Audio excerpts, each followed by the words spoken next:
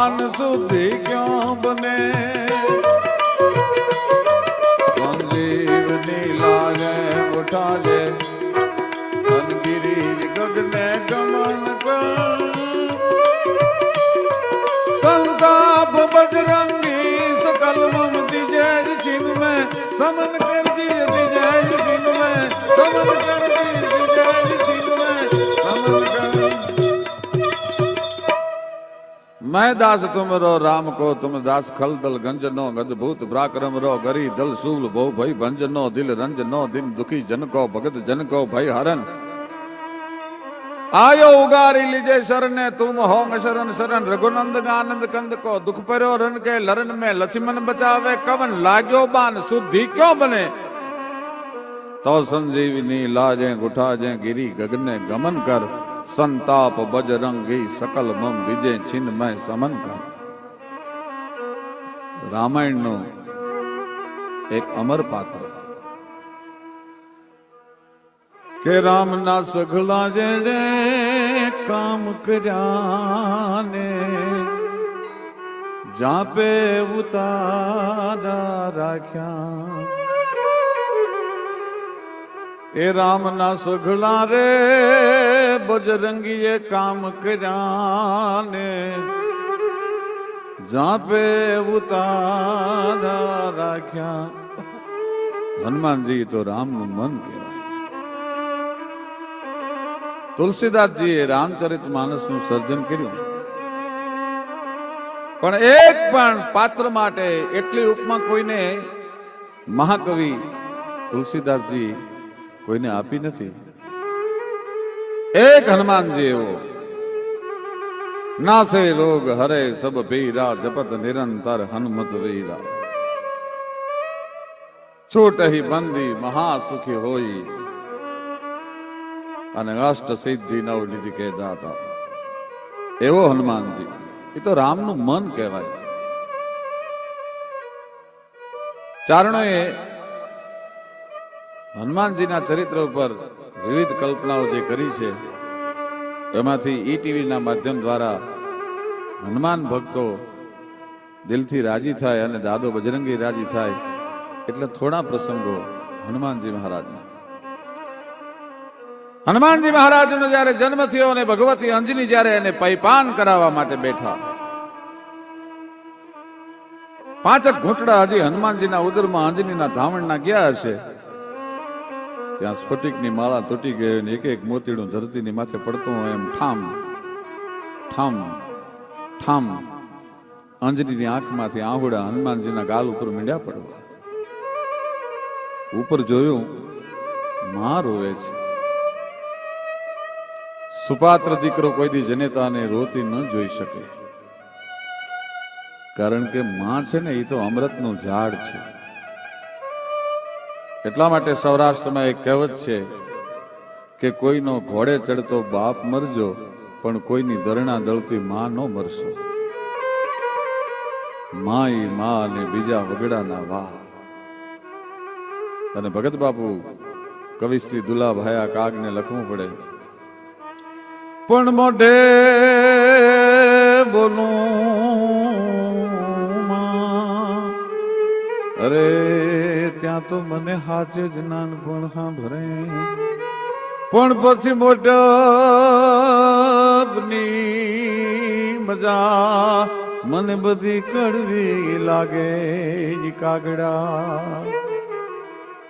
માના ઊંડા ઊંડા આવડા હનુમાનજીના ગાલ ઉપર પડે છે। માને હનુમાનજી રોતી જોઈ માં શું કામ રોવસ?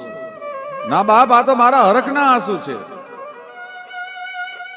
મિત્રો વિજ્ઞાન સાયન્સ ટેકનોલોજી ગમે એટલી પ્રગતિ કરે પણ કુદરતના અમુક અકળ રહસ્યો છે એને હજી વિજ્ઞાન નથી પામી શક્યું। દરિયા તણો ક્યારો કર્યો એનો કૂવો કેવડો હશે અને ધરતી તણો પીંડો કર્યો તો પ્રભુ રજ લાવ તો ક્યાંથી હશે। કહે કાગ સર્જક સર્પનો કેવો કઠણ ઝેરી હશે અને સુગંધી પવન લહેરાવનાર એ મારો વરી કેવો લહેરી હશે। પશુ પંખીને કડનો પિતા પર મારથી કેવો હશે અને એક માનવી ઘડનાર હે પ્રભુ સ્વાર્થી કેવો હશે. અમુક અકળ રહસ્યને નથી શોધી શક્યું વિજ્ઞાન. કોઈ પણ માણસના આંસુને નળીમાં ઝીલી અને લેબોરેટરીમાં એનું પૃથ્થકરણ કરીને વિજ્ઞાન એ નક્કી કરી દે કે આ માણસના આંસુમાં કેટલા ટકા ક્ષાર છે. બાજી વિજ્ઞાન હજી નક્કી નથી કરી શક્યું કે સુખના આહુડા કેમ ટાઢા હોય અને દુઃખના આહુડા કેમ ઊના હોય. હજી ત્યાં વિજ્ઞાન નથી પહોંચી શક્યું. આ તારા વેદનાના આંસુ છે, આ તારા ઊના આહુડા છે. હાચું કહી દે, મારે શું કામ રોવસ? તેથી અંજની બોલ્યા છે, બાપ મને દેવતાઓનો શ્રાપ છે, તારે એના દીકરાનો જન્મ નહીં થાય.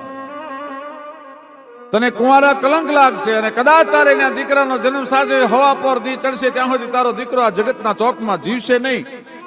અને માના ધાવણની કેટલી તાકાત હોય. હનુમાનજી હાકલ કરી કે માં એને હવા પરનો થાવા દઉં તો ને.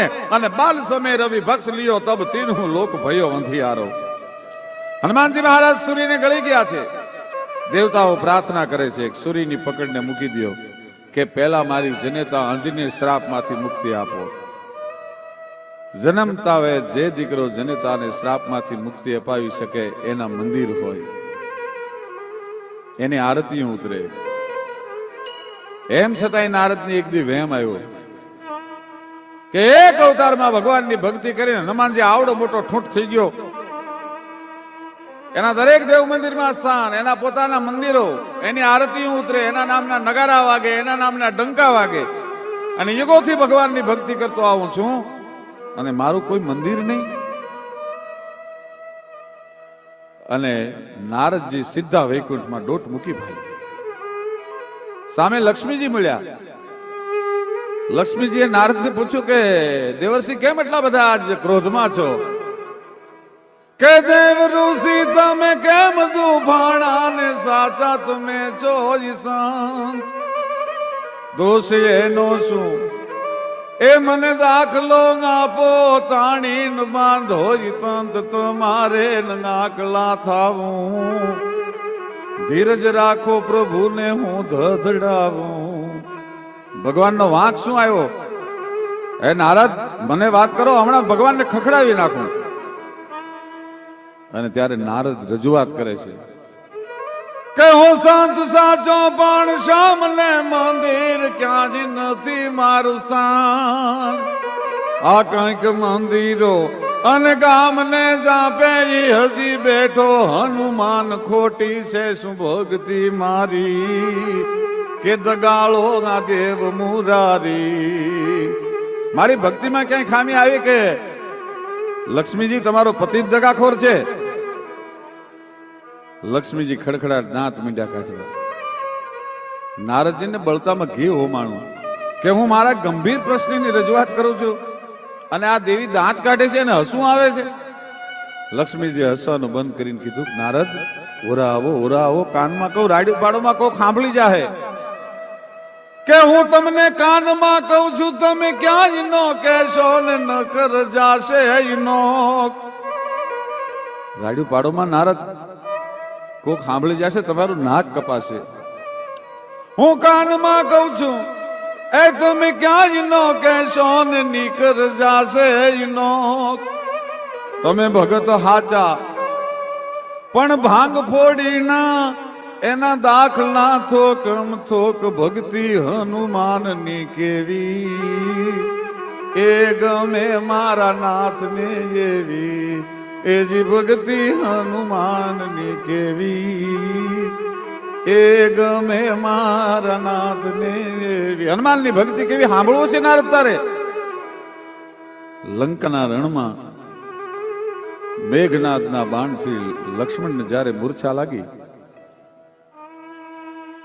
પોતાના નાના ભાઈનું માથું ખોળામાં લઈ અયોધ્યાનો સમ્રાટ, દશરથનો દીકરો, ભગવતી જાનકીનો ભરતાર, એ આજ રામ રોવા માંડ્યો અને રામના આહુડાથી લક્ષ્મણની જટા મંડી ભીંજાવા.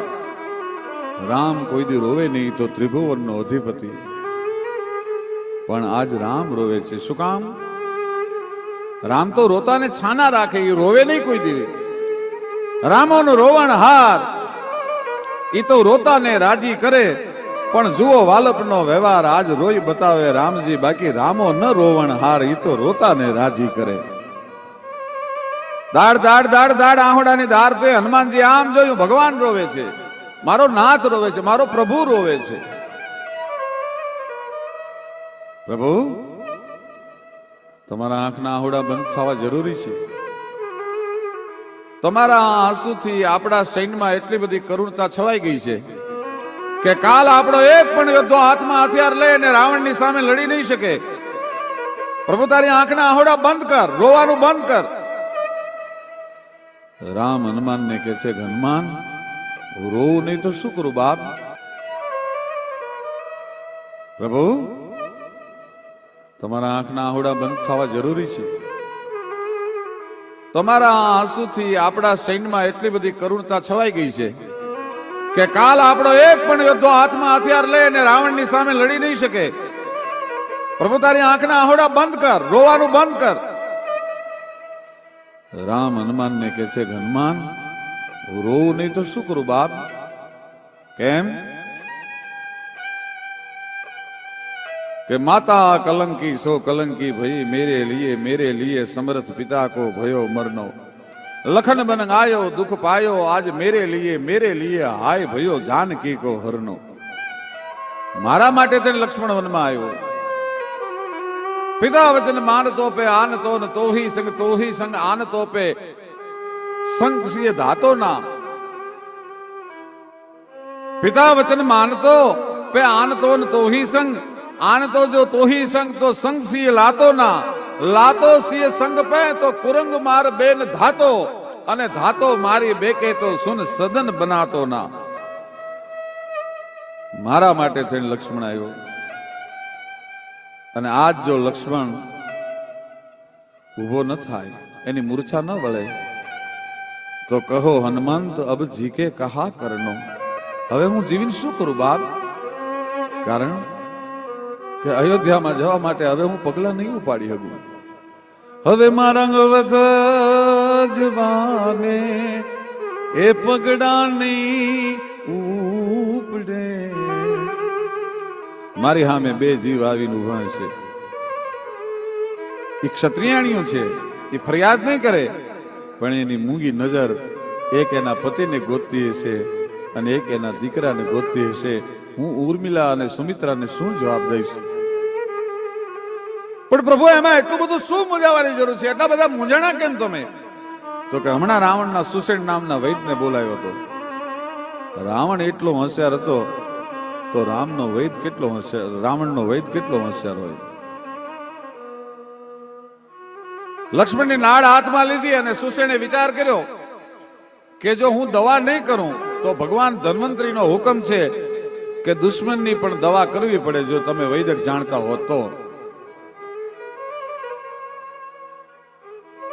અને હું જો દવા કરું તો મારો રાજધર્મ લાજે, કારણ કે હું રાવણનો વૈદ છું, દુશ્મનની દવા ન કરાય. શું કરવું? એટલે આમ નાળ હાથમાં લઈ અને સુષેણે કીધું કે દ્રોણાચલની ઉપર સંજીવની છે, અને સૂર્યનો ઉદય થાય ઈ પહેલા જો સંજીવની આવે તો તમારો ભાઈ લક્ષ્મણ જીવી શકે. અને હનુમાનજી હાકલ કરી, પ્રભુ આહુડા લેનાક, તારા હુકમની જરૂર છે. કહો તો ઉડગન મધુ તોર રત્નાગર ડારું, કહો તો જાવ પાતાલ શેષ માસુકી સહારું, કહો તો જાવ આકાશ ગેન્દ્ર ગેન્દ્રાસન ડારું, કહો सकल बल जोर सब दे तन को मारू. हनुमंत कहत सुन राम प्रभु, मैं बांदर एती करूं કે લંકા ઉખેર રાવણ સમેત દક્ષન સેંગ ઉત્તર ધરું. હે પ્રભુ, હનુમાનજી પ્રશ્ન કરે છે કે મારી આવ્યા પહેલા કોઈ દી સૂર્ય ઉગે? એને મારા બાળપણના પરચાની ખબર છે. મારી આવ્યા પહેલા દ્રોણાચલ ઉપરથી સંજીવ લઈને આવું ત્યાં સુધીમાં જો સૂરજ નારાયણ ઉગવાની હિંમત કરે તો એક નહીં પણ બ્રહ્માંડમાં 12 સૂર્ય છે. કહ મારુતિ દ્વાદશ ગર્ક મેં કરથી મીંડી ચૂરન કરું. 12 સૂર્યના હું ભૂકા કાઢી નાખું, એનું ચૂર્ણ કરી નાખું. કહ મારુતિ દ્વાદશ ગર્ક મેં કરથી મીંડી ચૂરન કરું. અને છતાંય જ મને એમ લાગે કે ચંદ્રનો અસ્ત થઈ જશે અને સૂર્ય ઉગી જશે, તો મેં એવું સાંભળ્યું છે ચંદ્રમાની અંદર અમૃત છે, ચંદ્રમાને લાવી નીચોવી લક્ષ્મણના મોઢામાં અમૃતના ટીપા પાડીને ઉભો કરીશ, પણ પ્રભુ હુકમ આપ, તારા હુકમની જરૂર છે. मैं वान रंगेती करूं लंका उखैर रावण समेत दक्षिण से उत्तर धरू. प्रभु કે તો આખી લંકાને મૂળિયા હોટી ઉખાડી દ્રોણાચલની માથે ઠપકારી દઉં, અને કે તો આખા દ્રોણાચલને મૂળિયા હોતો ઉપાડી અને તારા પગમાં લંકાના રણમાં મૂકી દઉં. નારદજી ને લક્ષ્મીજી કહે છે કે આવો ભક્ત બ્રહ્માંડના અધિપતિને લંકાના રણમાં હિંમત આપીને એના આહુડા લોહી શકે. હનુમાન એના મંદિર હોય, નારદ એના મંદિર હોય હનુમાનના, એમાંય કોઈ શંકા કરી. ત્યારે એને છાતી ચીરીને રામ બતાવ્યા, સાંપડે આજે શું ઓકે. હનુમાનજીમાં શંકા કરી, હનુમાનજીએ છાતી ચીરી રામને સીતાને પોતાના હૃદયમાં દેખાડ્યા. પણ નારદ, હનુમાનજી થવા માટે તમે પ્રયત્ન કરી અને તમારી છાતી ચીરવાનો પ્રયત્ન ન કરતા. એ છાતી ચીરીને રામ બતાવ્યા ને એના સાંપડ્યા આજે શું. કોઈ દીના એ તમે ચીરશો છાતી, નહીતર દિલમાં થશે દુઃખ, ભૂલે ચૂકે જોઈ ચીરાશે તો કાળા ધોળા બાર કળાશે. એ ભૂલે ચૂકે જો ચીરાશે તો કાળા ધોળા બાર કળાશે. એટલું જ સાંભળ્યું ત્યાં નારદનો ક્રોધ શાંત થઈ ગયો અને પોતે વૈકુંઠમાંથી વિદાય લીધી. એના માટે રામને લખવું પડ્યું, એ હનુમાન માટે લખવું પડ્યું. તું મમ પ્રિય ભરત સમભારી, તુમ મમ પ્રિય ભરત સમભારી.